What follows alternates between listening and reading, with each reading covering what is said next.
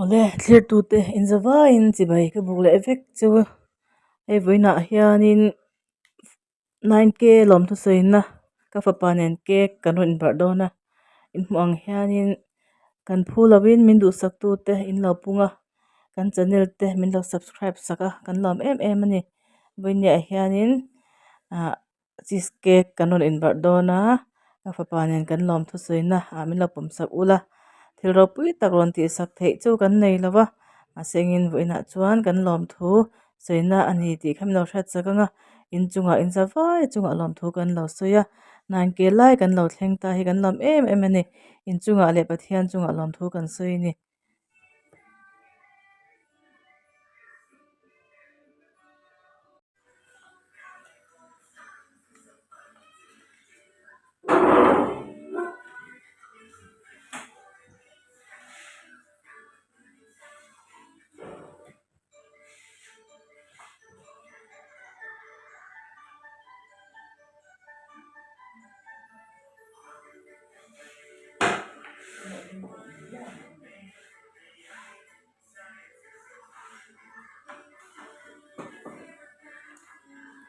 hei với chú mang tên này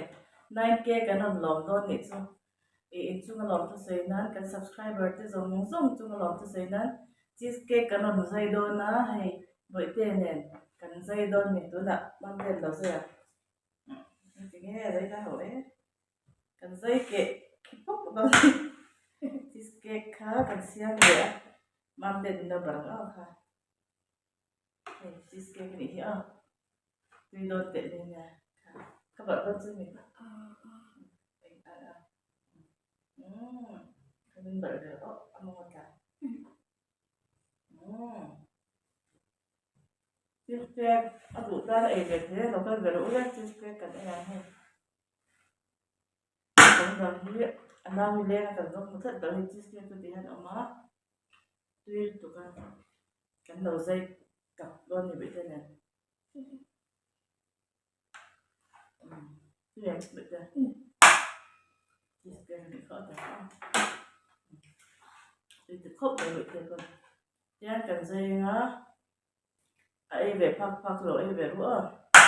với ní Sunday nhỉ Sunday à 9k giờ là mình đã khán 9k karon zinga chuan giờ là cheesecake ka ura với là kan lo lom ta ni hi min lo subscribe sak tu te kan channel min lo em sak thin tu te zong zong chunga với ni han lom thu kan suya nang ma ni wang leo lia min kan channel ko la kal ve zera in chunga lom thu sei nan cheesecake kan lo ei ni hi lo ei ve ro ne chuan lakina saron save karon siama 9k lom thu sei na je ni ro se chu ko chu saron kung khata save from design from gartia dan kan zero ho le don ni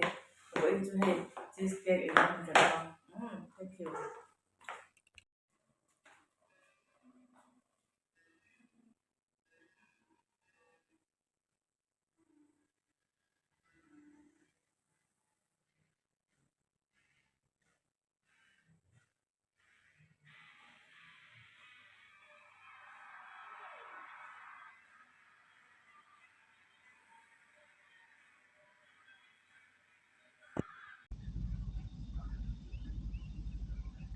ole clear tu te zaka in chi bai ga buk le ka chawa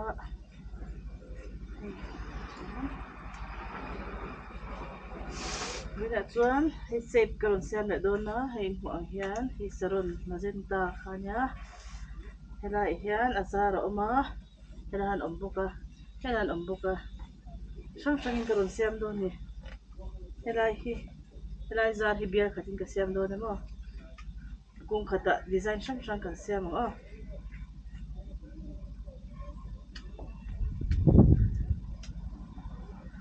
hian helai bo chu ti khani ta se ke helai mi hi kat thadei don ta ni en zom na ang lai khamo yang kan thata a chuan shanin om don ta ni chuan helai hian zar pakhat om le ta a khalai kha bialin ka siam le don ta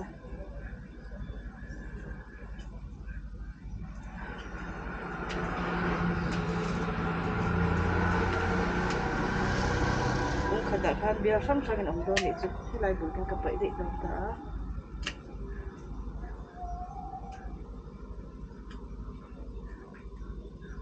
ikhan bia khat bia ni mo chuan helai hi huam jan akung kha akal chhota a hian alak lo lai mi ka pai le anga chuan helai sir mi ka pai le do ni chu mo helai mi hi một thêm em các bạn đấy nhá chuan hemi long kha ama anh kom tir don ta mo chuan helai kha ka pai le ngamo ha ti kha hena mal din ta ni chuan ela ma hian in zom du la nei ta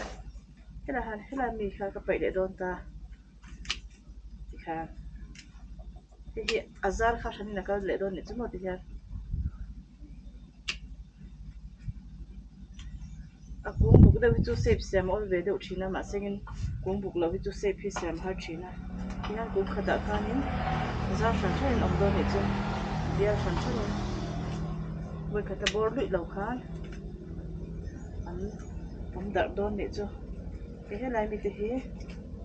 abakal fal dewa aha ka pai de don ni chu mo he ta tang han bul tang han mo mo thiam he han om nuai ta he ta tang ka pai na bul thu ta tang han mo khlai zar kha he tang ka pai de don ta ni hi ha he ni zar kha shanin om don ni chu mo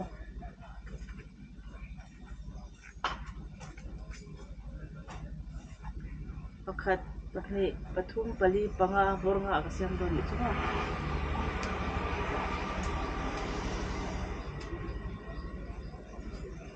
kung khata khani bornga anon om thei don ni chu chuan hei he hetia tula kan uai thla deuh nga hai mi put pai de ding chuan zar om se nei lo ko om se nei a kan siam don ta ni chu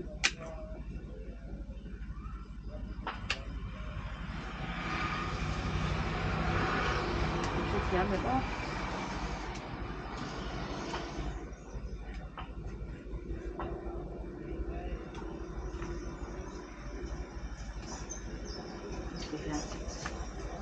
shan chen na kal don ni chu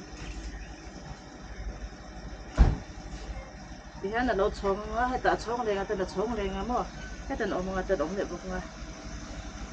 tinge kan tiam bial khat bial ni bial thum bial li bial nga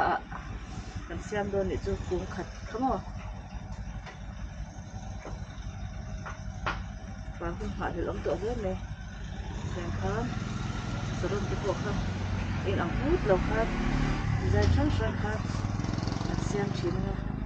hi supporter ne le ti pi le de tu le den khoi le de da alang chhawng don ni chu che thiang mai khat ni mo kum ri heta nga hun nga ku khata siam don ni chu a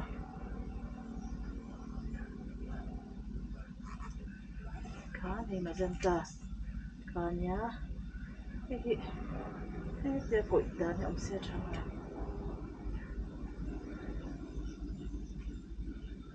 bia lui to lo khan mun chan te na ron pa don ni chu kan siam don ni chu se khaten kan aron chor kha kan ti bial je langa kan boi pui je langa mo yang chuan kan magenta kha kan ti don ni chu se kha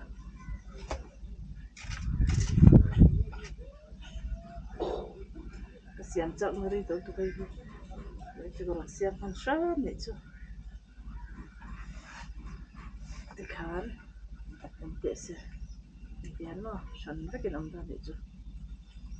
moi do ni tu wow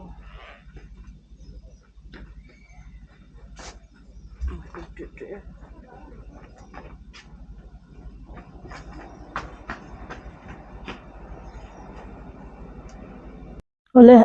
chuan kan vela chuan rooting hormone calcium sakle don chawa rooting hormone mani in lama siam chop dan kha he hi tuilum 100 ml ani a ml za ani chu chuan he hi instant is kan ti in siam na kan man thin khan ya chuan hei brown sugar ania brown sugar hi kan la hrengai lo mai theia Flipkart ta po cha tur oma brown sugar kha chuan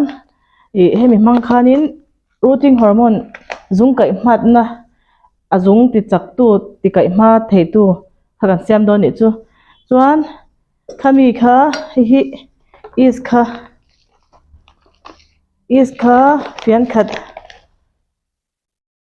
fian khata brown sugar kha fian khat tho nan lo mang do ni chu fa fian khat ve kha kan chokanga tui kha alum khera ngai ta 45 degrees centigrade Celsius vel sa anga khan kan siam do ni chu chuan chan chu alum anti kher na chan chu is hi tui bota hian ral thei lo wang khan tui luma khan is kha kan tira langa alo ral do ni chu mo is hi ke po ka hmu te han mak ka ti ta pa is hi anung sep ka ti me a phe sep mo ti me na a per sep ka ti me is hi nunga ni hi ka ti thina kan thu ya man tira po changka siam tir vela is ka han le ka han en kha akal sep aral azwang the nyang ka ti anung sep mo is te mak tu tuk an sinte de han ama an phe sep ka ti me anung chuang me alawa ma sen ma ni hi amak tup an dan hi mo chuan ti khan kan lo chok ra langa chuan is le chini alo ra la khanin hi kan saron vi tur china magenta ka khat khani ta a chuan saron hi hetia ti du lo chuan ti po han anung top thei ni chu so po na po moi deuh ka vi nun sa ma hetia heti top ka vi hi oma heti hian kan han thel le a chuan 90 degree in kan kat le ta a chuan heta hemi tui is kan siama khan kan chokral hnuwa khanin tuya khan darkar khada tanga darkar ni vel kan chiang hian mo tian kan chiang kan saron vi tur kan pangpar vi tur shim kha in chu rooting hormone ma ni in lama siam chop dan kan zir le a tui kan chuang lumanga is le instant is le brown sugar kha kan cho polanga tuiluma khan kan chokra langa chuan kan pangpar vi tur khati hian kan da don kan chia reng don ni chumo chuan darkar ni thum a rei thu zong kha chu a rei lo bela darkar khat ni meita chuan kan chia anga kan han chia bang nu khan kan vi na tur kha pot kokopit hi he tian kokopit siam sa ka nei ta chuan ta khanin he tian kan han ti kota ni tro chuan kha ti hian khami kan chia wang nu a khan da ka khat chuan kan chia nu khan ti hian kan vit mei don ni chu kan pangpar vi tur khamo het takin kan vitanga chuan tui aya khan khami isiam kha I hmangang I leyang zuti hnom tu tan khan tian I le anga chuan hi ida to mei don ni chu ti khan mo effective lo ha kan en le anga chuan thil tha hi an soi tama ti chin ve zel hi tha mani ai hi ka han ti chin ve a hi queen marble khania queen marble ha ka han vit ve china he ala nung tha ve a enge an don ni zunga ka enge kai lo hi kala check ngam lawa anung lo mei thei boka kan vit mol me tro nang ke nang ni pon ni tho ka renga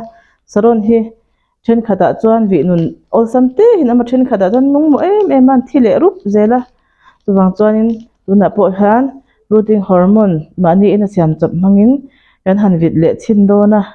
brown sugar in ne kherla po in white sugar te po hi a man thei thawa chuan mase brown sugar a than ti wang khan brown sugar chu kan cha ve chin chu nia Flipkart ta hi khoi zu omna burwa kania khoi zu po hi then khat chuan rooting hormone an mang thina in the to me the then khat chuan thelo in omta ka kalo hril chawa chuan hemi hi khoi zu khan ta a hi abang moi tle balo amamo kan mang thidang chuan ti hianin in vi tur khain saron vi tur kha ti hianin tat me don ni chu ti hian tat me nga chuan kha ti hian pota in vi tu na tur khan tian in vit me don ni chu hol akwa khain siamanga ta khan in da lu tanga in nem het le me don ni chu tiang khanin khoi zu po kha man the ti na ni chu rooting hormone tan khan chu voina tan ma ni in lama khoi rooting hormone siam dan kan zir ho le a in do cho in lo practice anga effective em ti te po comment lama kan soi don nya vi nun in lo nei pa lo chan